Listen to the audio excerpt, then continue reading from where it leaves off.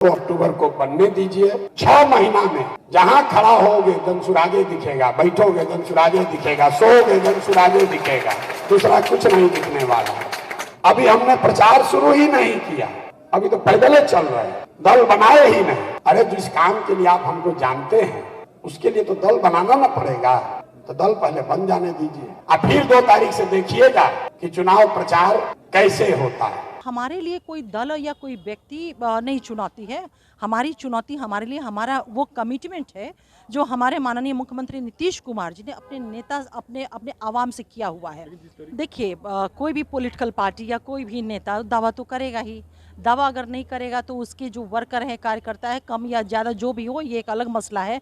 तो निश्चित रूप से वो उनको छोड़ेंगे, उनके मनोबल को गिरेगा। तो हर पॉलिटिकल पार्टी अपने वर्करों के मनोबल को बढ़ाने के लिए बड़े बड़े दावे प्रस्तुत करती है, लेकिन उन दावों में कहीं कोई दम नहीं है।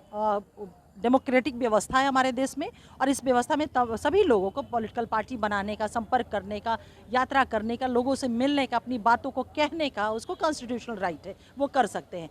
लेकिन इससे कहीं भी हमारी सरकार को या हमारी पार्टी को कहीं कोई चुनौती नहीं है। फिर मैं वही कहूँगा, हमारी चुनौती सिर्फ और सिर्फ जो हमारे नेता, हमारी सरकार का 7 निश्चय का वादा है, लोगों से उसको पूरा करना है। इसके अलावा दूसरा कोई चुनौती हम मानते ही नहीं है। देखिए, पार्टियां बहुत सारी है और सब पार्टियों को अधिकार है चुनाव लड़ने का, और पार्टी तो कोई भी बना सकता है।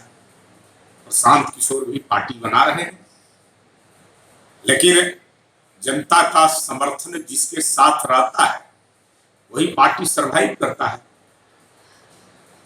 जनता का साथ नहीं मिलेगा तो मुझे नहीं लगता है। और बिहार की राजनीति बड़ी उलझी हुई है। बिहार की राजनीति खास कर करके कास्ट इक्वेशन और उसके साथ साथ जो है विकास एक बड़ा विषय है, और विकास के कार्यों को एनडीए ने धरातल पर उतारने का काम किया है। तो लोगों को विश्वास और भरोसा एनडीए के ऊपर है। जहां तक आप प्रशांत किशोर की बात कर रहे हैं, तो वो एक इवेंट मैनेजर के रूप में जाने जाते हैं।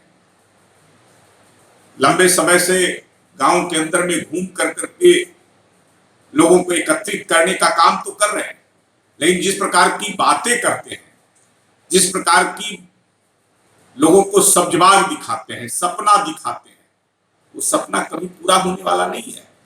अब एक एक परिवार को कहते हैं 2 महीने के अंदर में उसके घर में 20,000 से 30,000 रुपया कमाने वाला व्यक्ति होगा कि 2 महीने के अंदर में इस काम करूंगा। ये कहां से करेंगे? 1 करोड़ कहाँ से लाएंगे? 1 करोड़ जो स्थापित पार्टी है वो भी कभी रैली में नहीं लाया। वेटनरी कॉलेज में 1 करोड़ लोग आते हैं। प्रशांत किशोर कितना झूठ बोलेंगे? बिहार की जनता भी समझ रही है कि वेटनरी कॉलेज में 5,000 से ज़्यादा लोग नहीं होते हैं, अब 5,000 में ही लबालब हो जाता है। और इस तरह से झूठ बोल करके, झूठ परोस करके पार्टी बनाना चाहते हैं। पहले ही पिच पर उतरने से पहले ही आप हिट विकेट हो गए।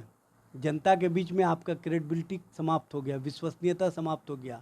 आप विश्वासी नहीं हैं, आप किसी न किसी के कहने पर कार्य कर रहे हैं। ये अब स्पष्ट रूप से दिखता है, ये बताने की आवश्यकता नहीं। किसके कहने पर काम कर रहे हैं? भाई ये तो 2014 में भी जिसके लिए बैटिंग किए थे, और 2024 में भी जब पूरा देश कहीं ना कहीं मान रहा था कि भाजपा सत्ता से गए हो, तो ये बैटिंग करना शुरू किए। 3 चरण के बाद 300 अपना पार्टी बना रहे थे और ये बैटिंग कर रहे थे उसका। तो इसी समझ में आता है कि कुछ ले दे करके, सौदा करके ये इस तरह का काम कर रहे हैं। और जो अपनी पीआर एजेंसी और नारा गढ़ने में महारत हासिल करता हो, वो राजनीतिक व्यक्ति नहीं हो सकता है। हाँ, नारा बढ़िया गढ़ सकते हैं। आप नारा से लोगों को आकर्षित कर सकते हैं सेकंड भर के लिए, लेकिन आपके साथ लोग खड़े नहीं हो सकते। चूँकि देखिए, मल्टी पार्टी सिस्टम में, डेमोक्रेसी में सारी पार्टियों को या सब लोगों को अधिकार है कि वो अपनी पार्टी खड़ा करें और लोगों के सामने एक विकल्प बने। तो प्रशांत किशोर भी मुद्दे को लेकर के मुखर है, और मुद्दे तो हैं बिहार की प्रति व्यक्ति आय से लेके गरीबी, अभाव, भूखमरी, फटेहाली, बेबसी, लाचारी, ये मुद्दे तो हैं। शिक्षा, चिकित्सा, पलायन, रोजगार, ये मुद्दे तो हैं।